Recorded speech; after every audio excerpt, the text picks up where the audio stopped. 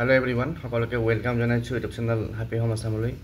এখন important notice আহিছে D ফালৰ পৰা আৰু সেইখন শ্বেয়াৰ কৰিব বিচাৰিছো আৰু এই নোটিছখন তেওঁলোকৰ কাৰণে যিসকলে নিউজৰ পৰা ডিলিট কৰিছে আৰু আমাৰ যি টিচাৰ ৰিক্ৰুটমেণ্ট প্ৰচেছ চলি আছে তাতে এপ্লাই কৰিছে। তো ইয়াত কি আছে গোটেইখিনি চাম আমি। তাৰ আগত সকলোকে ৰিকুৱেষ্ট কৰিম চেনেলটো যদি নতুনকৈ আহিছে ছাবস্ক্ৰাইব কৰি দিয়ক, ভিডিঅ'টো শ্বেয়াৰ কৰি দিব, কাৰণ কিয় ইয়াৰ ডেডলাইন হৈছে 26 ছেপ্টেম্বৰ আজি। গতিকে ভিডিঅ'টো পাৰিলে শ্বেয়াৰ কৰি দিব। তো ইয়াত কি আছে প্ৰথমতে চাওঁ। In pursuance of the order of the honourable Guwahati high court passed in WPC 3749/2025 Rupam Roy and Ors VS State of Assam regarding validity of 18-month diploma in elementary education Assam DLED from National Institute of Open Schooling and in continuation to this office advertisement. Advertisement number আছে. This is for information of all candidates who have submitted their documents of DLED from NIOS. গতিকে এই নোটিছখন তেওঁলোকৰ কাৰণে যিসকলে নিউজৰ পৰা delete কৰা বিভিন্ন ডকুমেণ্ট ছাবমিট কৰিছে, that they need to submit the UDIS code as well as the name of working school as on 10 August 2017.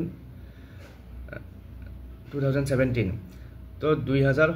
চনৰ 10 আগষ্টলৈকে তেওঁলোকে কোনখন স্কুলত কাম কৰিছিল তাৰে যি UDIS কোড, সেই UDIS কোড ছাবমিট কৰিব লগা আছিল। গতিকে যিসকলে এই কেটেগৰীত পৰে বা নিউজৰ পৰা ডিলেট কৰা প্ৰাৰ্থী হয় তেওঁলোকৰ কাৰণে ইম্পৰ্টেণ্ট দিছে যে the concern candidate should visit the official website of the Assam এইটো ৱেবছাইটটো দিয়া আছে, লিংকটো দিয়া আছে, and submit the required information from the midnight of 25 September to midnight of 26 September without fail.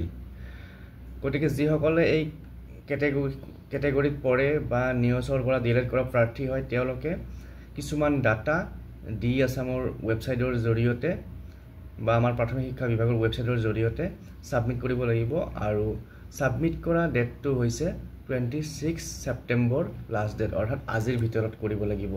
এতিয়া কি তথ্য ছাবমিট কৰিব লাগিব সেইখিনি আমি চাবলৈ চেষ্টা কৰোঁ। তো ইয়াৰ কাৰণে আমি ৰিক্ৰুটমেণ্ট ছেকশ্যনত যাব লাগিব ডি ৱেবছাইটটোৰ। তো ইয়াত দেখিছে submission of UDIS and name of school as on 10 August 2017 by 18-month NIOS DL candidates.